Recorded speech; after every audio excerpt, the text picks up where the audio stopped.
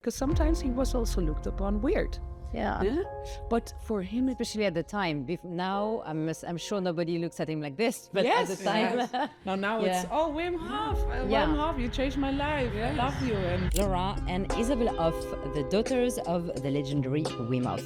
They're pioneer in the realm of health, wellness, and the Wim Hof Method. I think without my mother passing on, I don't think that we would sit here. Yeah. I really don't think. Why? Can you? Because she was also the reason that my father actually went way more into the extremes. He was suffering. He never ever forced us to go into the cold with him. He never actually told us to do the breathing exercise, which he did every single day. Yeah. But what he did do is being very playful with us, always bringing us outside, doing exercises, doing yoga. Losing a loved one in your life, it puts a hole into your soul. That's what it does. It's a black hole. And so you get the time after that you have to fill that hole. And they say that's where the light enters. And I really believe that, because you can go to such depth within yourself. You create depth in a human being when you go through suffering. Yeah. So that is, it might sound weird, but that is the gift. Yeah. Hello and welcome to Kaplankaya on the southwestern Aegean coast of Turkey. We are recording the podcast, the Harvest series, where we interview amazing speakers, practitioners, and artists joining the Harvest Summit. I hope you will enjoy.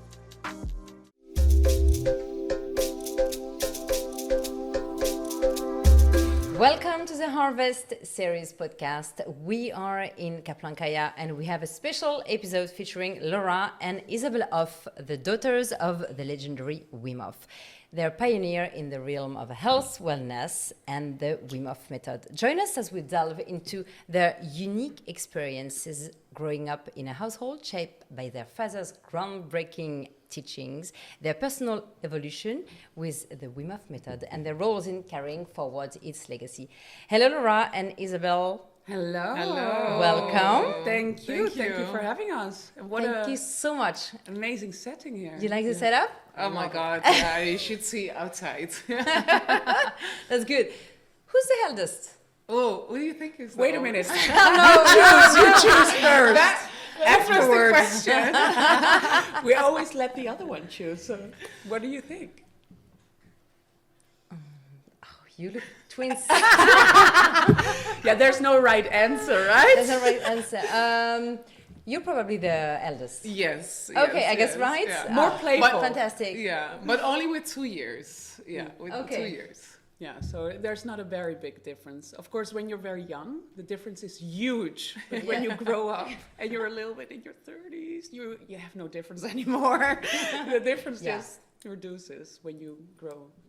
Yeah, our parents said popping out babies like with every 2 years. So we are 4. Okay. We have an older brother, and then we are sandwiching with a younger brother, and it's like a 2 years difference in between. And what are your brothers? They're not. Are they involved in the? Also, yeah. It's it became like that. Yeah, all the brothers and sisters were involved with spreading this method. And who's doing what in the family then? Oh yeah, well, my brother actually. The eldest? The eldest, the eldest started this with Wim, my father. So he was just graduated, and my father had this unique method. So my father is an artist. Is an artist, and he loves his body. His body intelligence is huge. So he is not about commercial at all. He's not about. He spread it because he loves it, and he spreads it with the world from of how he sees it. So of course. Already a lot of people wanted to spread it, but everybody was actually making a sort of advantage of my father because he's also a bit of naive in his way. Okay. Like saying always yes, which is also a good thing. It's a very childlike character. But my brother is a bit more, business steady. driven. Yeah, business driven as well. But he thought like, hey, you have a unique method. It's super beautiful. So like what you can do, others can do too. So let's see how we can spread this. And together they created the Wim Hof Method. So before it was Wim Hof. And of course it's the Wim Hof Method. But then they created the workshops. They started with 9 people. Yeah. And it spread it to 500,000, now 2,000. Yeah, and it's unbelievable what kind of journey actually we have been on from the beginning. And first you see your father, which is a very different person that you see in the neighborhood, going in the winter in his shorts and doing yoga in the schoolyard, picking me up as one of the parents that wears flip-flops and a Hawaii shirt and just shorts. And then all of the other parents wearing big winter boots and wintry clothes because it's so cold. So your father has always been special. Always. He has 20 Guinness World Records with going into the extreme. And I think one of the most impressive one, well, of course, sitting in a bucket of ice for 2 hours. And he had such mind-body control that the only thing he did, breaking his own record because nobody was doing this. But that was the way that he made his money. And what did he do? Just adding 1 extra minute. And that is 2 hours sitting in a bucket of ice. But my most impressive one, I think it's climbing the Mount Everest. And he did it in shorts without any oxygen. And he did it up until the death zone, 7,800 meters, which is crazy. Yeah. And I think that nobody will do that again. And so because he was so special, that was really the reason that science got interested in him. How do you explain what's in his character? Explain this. I think he is really driven. A couple of, Driven? Very driven, very enthusiastic, lots of energy and lots of confidence as well in his body, and but as well about feeling the techniques. So he was doing it since he was 17 years old. Yeah, so he started to, he found out this technique that did wonders for his body, and he had it made him, he had an intense energy, and what he was feeling towards doing these techniques, he was just doing it every single day. Yeah. So that is something that, eventually he was spreading it already when we were younger. Yeah, but and in a different way. intuition. I think intuition. Yeah. And what I mean with intuition is really that mind-body connection. Okay. He has such body awareness that he's always tuned into whatever his body tells him. So if it makes him feel good, he will just continue on doing that. And that means not being conditioned by all of these layers of society, being very much connected to his core and what works for him. And that might not work for others, and others might find it funny or weird, because sometimes he was also looked upon weird. Yeah. But for him, especially it at the time. Now, I'm sure nobody looks at him like this. But yes. at the time, no, now it's Wim Hof. Wim Hof, you changed my life. I love you. And of course, for some people, it's still weird. But it changed a paradigm. And did celebrity change him? No, he hasn't changed one bit. Like one bit. Even the most fanciest restaurant, like, okay, maybe we can clean it up a little bit. Maybe you can shave your beard. Maybe you can do this. He has none of that. Just a little bit louder, maybe. A little louder, yeah. So how was it to be raised by such a dad? Did he manage to transmit you this confidence in your body? Yeah. To the 4 of you? Well, in different ways. So he never ever forced us to go into the cold with him. He never actually taught us to do the breathing exercise, which he did every single day. Yeah. But what he did do is being very playful with us, always bringing us outside, doing exercises, doing yoga. If I had something in my body, he said like, do this exercise. And he was actually the 5th adult child of the household. Yeah. And then he was the one like, come on, children, let's go outside. So he gave us that body intelligence. And actually, one of the fun parts when we were younger is that he was challenging us physically. So, for example, I was 6 years old, and I saw a couple of children jumping from 8 meters. And they were 16, 17, 18. I was like, Papa, I want to do that too. It's like, do you want to do it? Okay, let's do it. And I couldn't even swim. So he was like, okay, let's go. And he, of course, jumped first. And then he was like, okay, jump. And I was like a bit hesitant, but I had such a trust in my father that I also jumped.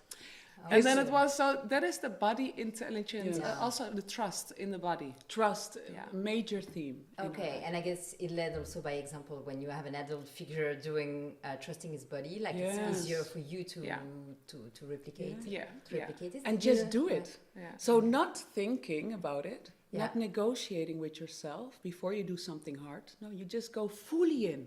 That's very much my father. And that's almost like a switch button that you turn on. In life, when you have like major challenges, that is a switch button that you really can turn on. And that really, he taught that to me at least. And later on I understood, wow, this is such a gift. Such a gift. Okay. And I didn't even know. Did you notice when you were children that you were a little bit different than the other children regarding the confidence in your own body? That's a good. I mean, the confidence in our own body. Yeah, I mean, sports was something that was very easy for us actually to do. Okay. So yeah, if that is different or not, you don't know. You know, you just know that it's easy for you, and the sport is something lovely to do. It's nice to do, and you're competent in it. I think, of course, like there is a certain talent, I guess, as well in the family, and he as well. He as well motivated us to explore it. Okay, and but confidence in life. In life. And what does that mean? Confidence that you just do whatever you want to do in any situation, and you're not thinking about how am I being perceived and this and this and this. That is confidence. It's really trusting yourself in any situation to do the right thing, and even if you mess up. It's absolutely fine. That's what life is all about. You just stumble and go on again. Wow. And I think that is confidence. That is confidence. I feel confidence and I feel a lot of joy. Well, I think that's also something. I think about my father. I mean, he was looked upon a little weird sometimes as well because he was going into the icy waters. Who does that in the winter? Now everybody. We have in Holland. It's something that has grown very big. We see splatters all around, also in the winter, which is amazing. But back then, nobody was doing it. People thought about it a little weird. He was very, he understood that as well. Okay. But he was so happy. Yeah, he had such confidence in himself. He was happy. And so when you are happy, this is what I think. When you are happy, what do you care about what the world thinks of you? Yeah. That's confidence. That's belief in yourself. How the spiritual teachings of your father shaped your approach in life? That's a beautiful question. Yeah. I think it's about labeling. So my father was not about labeling at all, actually. So like these are the layers that are forming towards years of life. So I see that with other people. So I see that as well with certain parents that are labeling things. Yeah, this is good, this is not good. And of course, like these are little imprints in you growing up. Yeah. And these are voices that are going out there. But my father was not busy with others at all. He was busy with himself, with us, with the world, with our life around us. So that means as well that those little imprints are different. And that as well with spirituality, what is that as well? It's such a big concept, but it is well about being yourself, being not labeling too much, being really here in the now, feeling good, here and now. That's the nucleus inside. Okay. Yeah, spirituality. I love that. Actually, there was a moment that I read the description of what a Buddhist is. And that was the moment that I found out, I didn't even know I'm a Buddhist. And how does that come about? I think it's because of the teaching of my father. Yeah? And exactly the description was really, I'm a Buddhist. Yeah? It's really not being too attached to worldly, stuff. No, and really be good in the world, be a force for good, be kind to others. How important is that? Wow. And these are values I think my father really instilled into us. And I only found out later, like, okay, I don't have any layers. Maybe it's better to put one on, right? Because the world can be such a sometimes also a mean place, a Right, scary place. totally. And so I understand for a lot of people that they put then a mask on or put a little layer on because they want to protect themselves. And our father really, he taught us really just no layers at all. Be pure.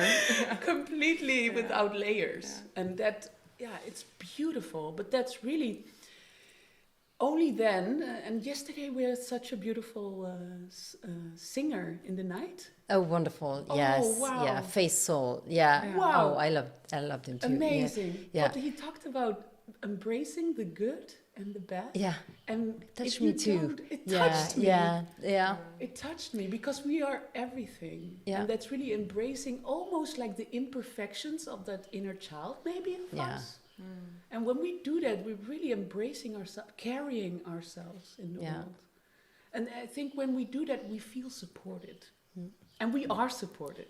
We are supported by creation. So for me, that's spirituality. It's very deep. It's a core of our being. And it's the connection that we get to make, and it's naked, being completely naked. Yeah. We talked a lot about your dad. Yeah. And what about the impact of your mother? Yes. Yeah, that's I think without our mother, it has been quite some time now. Of course, that's she left the world as well. But How old were you? You were when you were 8. yeah, she was 8, young 10, girls. Okay. 12. Yeah, so young children. So that's already it's more than 20 years ago. But it was a bit of an interesting. It's an interesting question. So my father was very stable in that sense. He was always there. My mother was with us, and she left us to go to Spain. Came back, left us, came back because she had a disease, a mental disease. So obviously as children, it is normal, but not normal. Yeah. Your mother is there and not there. So the only thing what we know is that she was there and not there. But of course, like she had a mental disease. So there were a couple of situations as well that I still remember. And right now I think like, whoa, what an intense moment was for her. But for me as a child, I didn't really understood it. Now I understand it. But she was there, but she was not there. So of course, it is quite painful at that moment when you're a child. But at the same time, it was as well normal. Yeah, it's crazy to say. It was what it was. Okay. And then our father was there as well to support. And then we were children, so we are as well playing and doing our things. But I think honestly, we're writing a book, and I already know, and I talked about it with my father, that I want to dedicate that book to our mother. Oh, sweet. Okay. And the reason is that I think without my mother passing on, I don't think that we would sit here. Yeah. I really don't think. Why? Can you? Because she was also the reason that my father actually went way more into the extremes. He was suffering. He was suffering. And with us as well. So he had 4 children as a single dad that he has to raise. And he's not the most.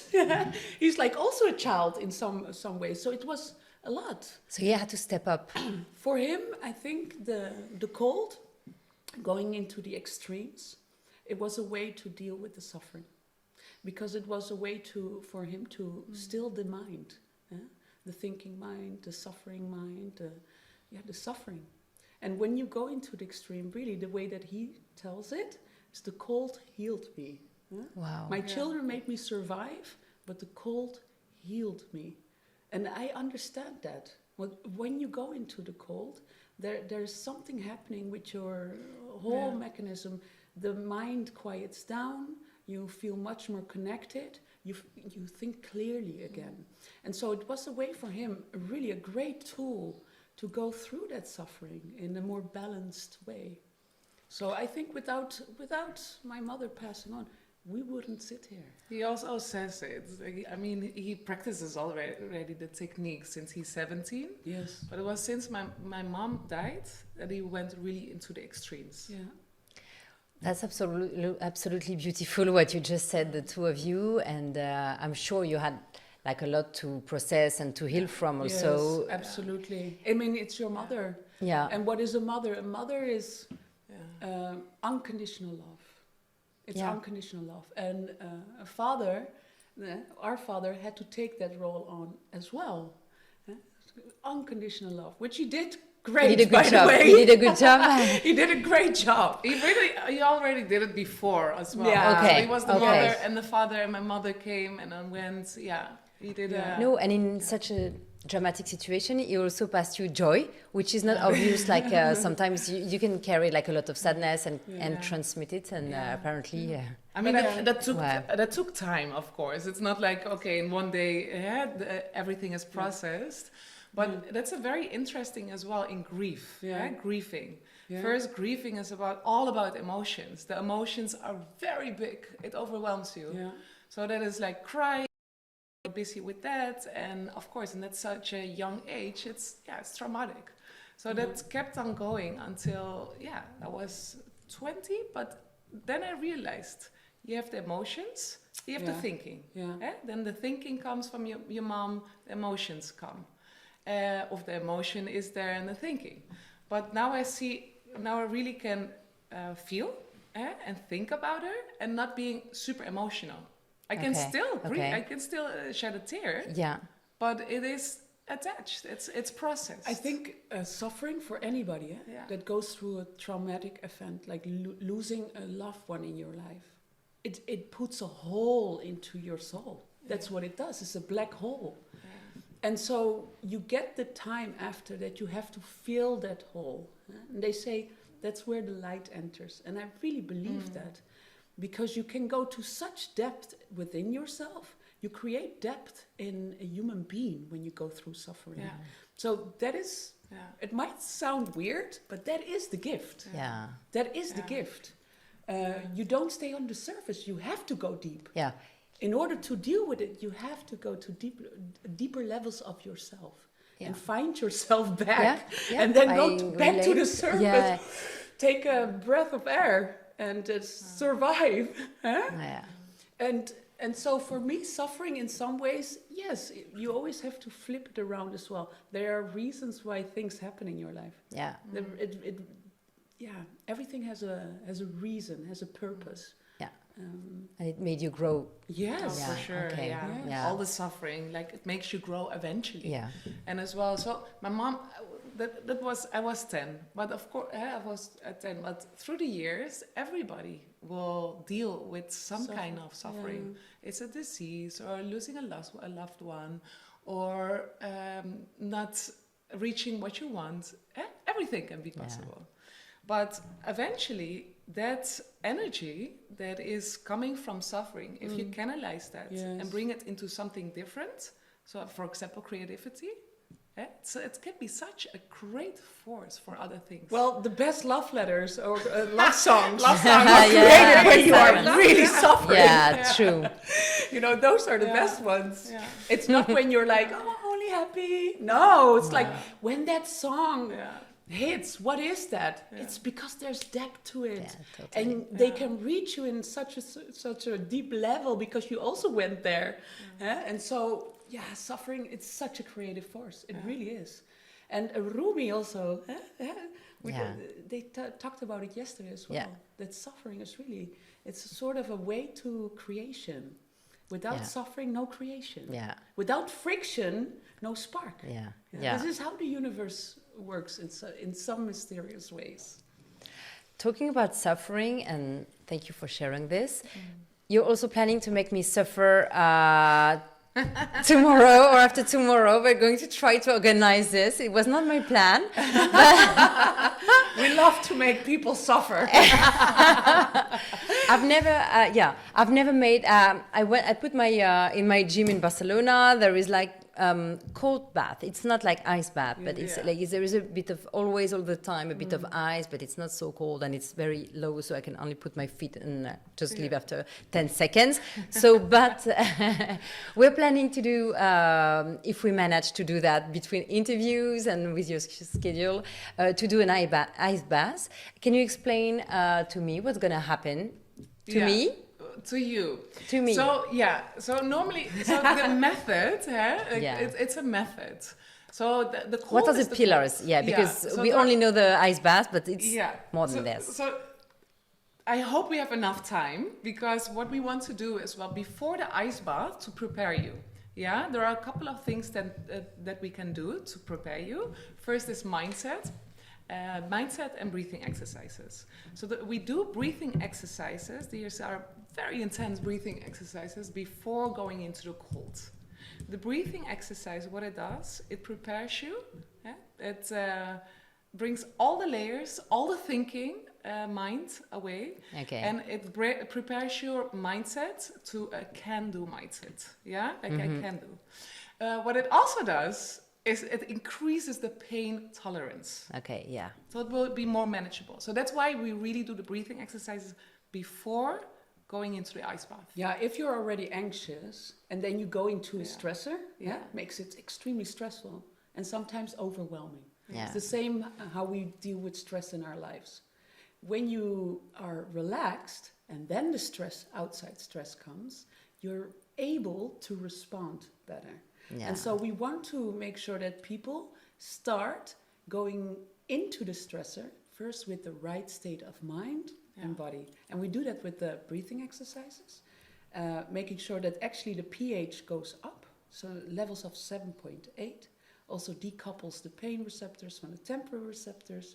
Make sure that your pain tolerance goes up. Do you measure this? It's Yeah, measured. well, it has been measured. It has Yeah, been- Okay, we don't measure okay. it tomorrow. We could do it. We have Okay. age strips, Okay. but we won't have it tomorrow. But Yeah, it but has it's been already measured. Okay, it's measurable. Yeah, Okay. yeah. It's already You can measured. also find the studies where it has been measured, etc. online. Okay. Second thing that it does, it really puts you in the right state of body. That is a state of your nervous system. So the autonomic nervous system, we have that goes automatic. And when we go into an ice bath, it goes automatic into your stressful part of the nervous system. Yeah. It's called the sympathetic nervous system, Yeah. fight and flight part of the nervous system. And what we do with the breathing, actually, we rebalance that nervous system so that you go more from a relaxed part of the nervous system. Okay. Yeah, so that is what we first do. Yeah. So if I'm, for example, if my reaction usually would be to fight, Yes. Yeah. I'm gonna fight. If I Yeah. freeze, Yes. do you go to when you enter the ice bath and Yeah. you're not Yeah. ready enough Yes. by the Prepared, breathing? yeah. So We've you would seen have your that- default reaction. Yeah, I've seen that Absolutely. a lot. Okay. So the ice bath is a stressor. It's an immense stressor. Yeah. So it puts you directly in a sympathetic state, in a Yeah. stress state. So what you do in the normal life, or you fight or you freeze, that is what you will see as well. And the interesting part is that a lot of guys, actually, especially those guys, It's if amazing. they're They not fight. prepared, if they are not prepared, Yeah. they go in and there's like because that's what you do with the breathing, like it goes Okay. up directly. Okay, Not okay. prepared, and they go out. Yeah, they run away. So it's like your stress response, everyday stress response. That's the conditioned response you have towards stress. And Yeah. that comes up in the ice bath. But in that moment when you willfully and consciously go into the stress, it's also the moment that you can talk to yourself. Okay, I'm already focusing, you know. We're preparing from now. and learn to deal with that Yeah. stressful response. I call it the inner saboteur. Yeah, It's the one yeah. that wants to keep you safe. Yeah. It's the one that will tell you, go out of this ice bath. But in that moment, when we decide consciously to stay, actually what happens neurologically speaking, mind-body connection, is that you're strengthening a neural connection, having more control over your stress response. And Okay. that is what we're retraining actually. Yeah. So I call the... There must be like a benefit. You're not jumping in the ice No. water for nothing. No, like, no. yeah. Yeah, well, some interesting what I see. I was just in Koh Phangan in Thailand, and there are ice baths everywhere. Yes. But people think like, okay, I just walk in an ice bath, and then of course it's super intense. So I just see them walking in and going out after 5 seconds, not understanding the exercise. Yeah. So there Yeah. is an exercise attached, Yes. and it's to relax in the stress. Yes. So that is what we are doing actually normally with the methods, is then before, so it's 3 steps, before the ice bath, during the ice bath, after the ice bath. Yeah. So before, it's really the mind and the breath. Through the breath, we prepare the mind, we prepare the body. Okay. Then you go in the ice bath, and what we can focus on is the breath again. Yeah. So we will do that as well tomorrow, or the Okay. day after when we do it. So you go to the breath, and through long, deep out breaths, you give a signal to the body you're safe. Yeah. Because there at that moment, Sure, that okay. moment, your body will say like, go out, go the heck out. Because it's super intense, of course. Yeah. It's an immense stressor. Normally it says like, the body says, oh, I want to survive. Yeah. I can survive here. But what we are doing is when we are entering, we are focused on the breath, long, deep out breaths. And we say, I can handle it. And what So happens? the first 30 seconds will be hard, will be very hard. Okay. The body is still fighting. Oh, that's the hardest. The hardest part. 30. Yes. Okay. And there you see a lot of people, if they don't understand this, they just go out the first 30 Yeah. seconds without understanding the practice. Yeah. Because after 30 seconds or so, your body will understand you're not going out. So the body always works for you. Interesting. Yeah. And then through the breath, you say like, hey, we are calm. And the body says, I'm not going out, I'm staying inside. So I'm going to generate heat. Survive. And I'm going to survive. I'm going to survive Wow. and relax. To relax. And Okay, relax. okay. Because that's the best survival strategy. Yeah. Okay. And so in that moment when the body actually relaxes, during 2 minutes the body relaxes, that's when you overcame your own stress response. Yeah. Because you willfully chose to go in, you willfully choose to say no to that stress response, I'm going to stay. And then the body understands, okay, I might as well, I need to survive. So let's begin to work. To work. Yeah. So, and it's unbelievable what happens neurologically speaking, because in that moment you're molding your stress response. Yeah. Wow. Dealing Okay. with any stress, any type of stress that you have in your life. Yeah. It's the same stress response. You're already relaxing me, like your voice is like mesmerizing. Is it? Okay. And of course, it's the first time, so we will stay there 2 minutes or so. Yeah. We are not going to stay 10 minutes or 5 minutes. And sometimes after the initial stress response, your body says like, well, I'm relaxed, I can stay for longer. But the third part of the exercise is afterwards. Yeah. If you stay too long, you will have an after drop for sure. Okay. Okay. Because your body will shut down certain parts of the body to have the heat inside the core. The core needs to be always at 37 degrees. And the arms can be 10 degrees, no problemo, okay? But if you go outside, the veins in your arms open up again, and then it will circulate with the hot or the warm blood from the core. Okay. And that can create an after drop. So you will be shivering. So that's why you don't want to be too long the first time. Okay. And then after that, if you go out, we go into the horse stance, warm up the body. The horse stance is, we will show you tomorrow. It's a certain exercise, so you will be generating heat from the biggest muscles in your body. Wow. So incredible. you warm up from inside. Yeah, inner fire. Okay. So it Yeah. makes you thinner also? Well, there's several pathways You're actually. burning, you're burning a bit of fat, I Yes. guess. So there are many benefits actually to Yeah. doing cold exposure, and many are now known. We're training cardiovascular system. That's actually killer number 1 in the US, and actually the biggest killer as well amongst menopausal women, for example. We're writing a book, and it's Okay. like, wow, it's such a. That is the system that we are training, and that is 125 kilometers long of blood veins, arteries, and they're transporting all of your blood, nutrients, their oxygen. So it's unbelievably important that this system works properly.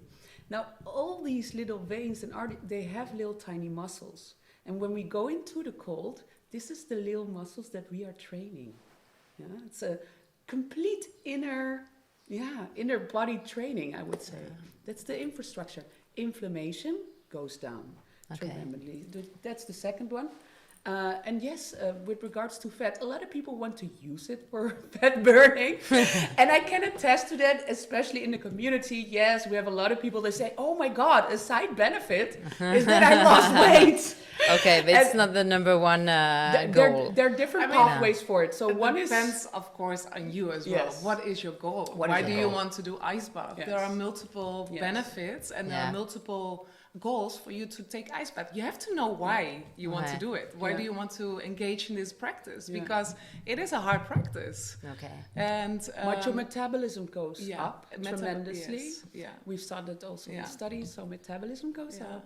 That is number one. Second one, of course, we're activating brown fat. And brown fat, we do have a quantifiable amount of it. It's not like you have an infinite amount, Yeah. and the more cold exposure, the more brown fat. No. But it is amazing in that it can take up the glucose that white fat needs. White fat is just storage fat. Yeah. So that is one. The second thing is that white fat actually turns a little bit into brown fat. So first beige fat and then brown fat. Good for health. Good for health. Yeah. It's so And it's more like in brown fat now it's a discussion as well, like with Yeah. brown fat actually, Yeah. because brown fat, we do have some brown fat. Yeah. It's not too much, okay? It's not too much in the body. It's still doing something. Yes. But what is more important here is that your muscles will shake a little bit. And Okay. it's not the shaking that you will see, but the internal shaking. Micro. And that will take some fat, but it will take some sugar in the body.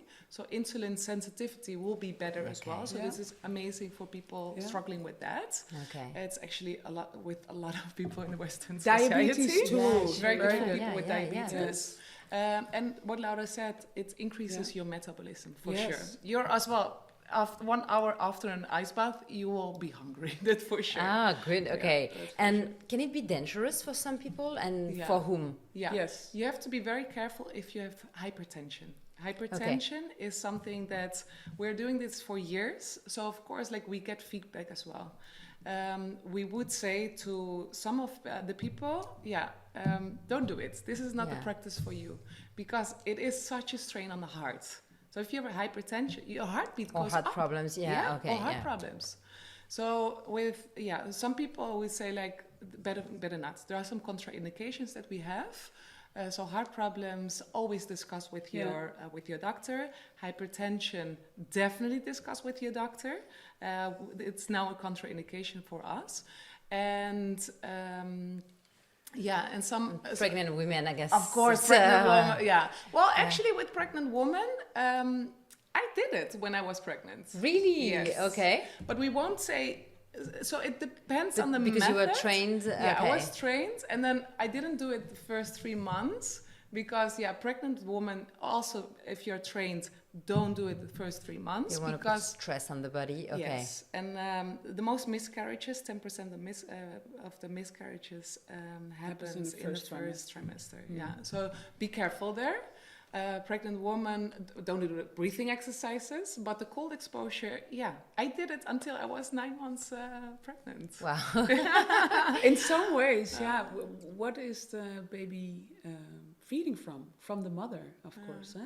And so there's a fine line between what is too much stress and what is good health. Yeah. It's like working out as well. Too much running can also be extremely stressful, but a little bit can be good. And What's planned for the people who get used to it and don't react so much after, I don't know, many years of practicing? At the beginning, I guess it's like any new exercise. Yeah. Yeah. You get used to it and your body doesn't get stressed anymore. Yeah. Well, that is the question. I mean, a cold bath, for example, there's always a stressor. The same with the breathing exercise, there is always a stressor.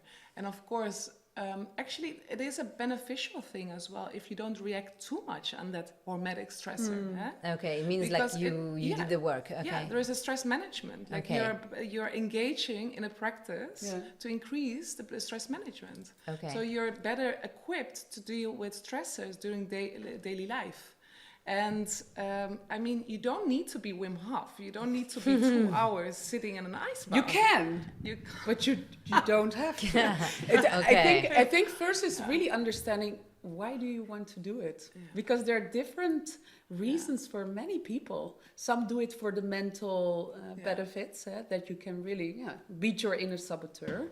For the others, it's recovery, having a beautiful recovery after workout. For another, it will be about just more general health benefits, making sure that their cardiovascular is in tip-top condition. And so first, know what you're doing it for. If the stress response is something that you're looking for, something to build mental resilience, then I would advise don't do it for a couple of weeks. Okay. And then enter the ice bath again. Because, I think an ice bath will almost always still be a stressor. Sure. We have people that are doing it every day, and they hate it every day, but they love it afterwards. Yeah. So what are your jobs? How do you separate the functions of the 4 children in the company? I manage an academy, so we teach other people to teach the methods, instructors. Okay. We have instructors all over the whole world. So if people want to be led by an instructor in Japan, it is possible. Uruguay, Argentina, US, France, Spain, everywhere in the world. Okay. Very happy about that. So I manage the academy. I manage design the academy, do the organization part, the communication part, and we've now happily a team for that as well. So that is my main job. Then I'm as well involved with the research regarding the Wim Hof Method. So I talk with institutions. We come up with the protocols, with the right protocols for every group of people. You need a certain protocol because this method needs to be tailored towards specific people. So I'm engaged in this practice. And then, now we are writing a book as well about the Wim Hof Method for I did so many things, like in the company, but I cannot stay in one type of thing for too long. I go nuts. I can't do office work. I go nuts.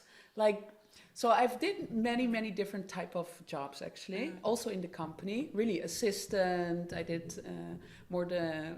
just getting the emails from people. That's in back in the days. I've already been operations in 10 years, managing the office. Later on, organizing very big events together with Wim, my father. Loved it. I had no idea what I was doing, but it's like, let me try. It seemed like a fun thing to do, and it was so much fun. And then actually after COVID, it was much more, we couldn't do the events during COVID times, right? Yeah. So everything changed, but also the mentality. And now what we do is writing a book. When is the book due? In May 2025. So we have some time. Yeah. No, we have the deadline, very strict deadline. But that for us is very important. I think this book is really towards women and how the Wim Hof Method can benefit them. And I think it's going to help so many women all around the world. And so for us, it's extremely important that this book can be as informational, as practical, and research-based as possible. That's what we really want to give, something that can help women. And I know that it's going to change lives all around the world. So for me, that is important. After that, we'll see. Have you found the title of the book? Yes. Yeah, it's very simple. Can you share it? The Wim Hof Sisters? Is it the name? No. What's the name? That's a bad title, right? Well, it's a great title. We'll give it for it. Let's see if they like that one. You can get the credits for that. Okay, so we're going to finish by a few questions. Who is the bossy one in the family? Oh my God, my brother. Who's the bossy sister? Who's the bossy sister? Oh, Isa. She. No, she for sure. Isa. Okay, let's agree to disagree. Yes. Yeah. I think I think there is a healthy stubbornness in our family, but I would say she's the bossy one, and she says, I don't think I'm bossy. I don't know. Maybe it's... Who's the messy one? Oh, for sure. That's me. Okay. Yeah, but I always compare myself then to Einstein. Einstein left stuff everywhere because he was thinking about the next thing. Who's the bold one? Yeah, that's, I think, also me. Laura. Yeah. She's very bold. Yeah. And who's the competitive one? Oh, she, I think, as With well. my sister, no. No, You're I not think- competitive sisters. No, yeah. no, I left that a No. long time ago. After I she, became but- like number one, if you competitive. no, if you have that like 1 or 2 times, then you're done. Yeah. It's like you don't have to do that anymore. Yeah. And then it's like, yeah, what do I like? What do I want? Yeah. That's it. I look at I myself. think we both have it. Like competition is more with yourself. Okay. That's the growth. Yeah.